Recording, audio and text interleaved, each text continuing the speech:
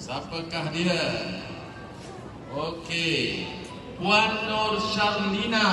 Puan Rohi cabut tidur lah. Tahniah Puan Nur Syarlina.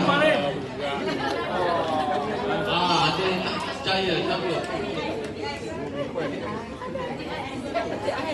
Ada 2 orang. Okey, terlebih dahulu yang diraihkan juga hari ini Cik Rosli kita ya. ex-PPD Rauh dulu ya. Kemudian kita teruskan pada program kita hari ini. Yang bertuah adalah Cik Tajul Arifin. Cik Tajul Arifin. Tahniah. Memang ada konting ke tapi dia. Konting dia kata.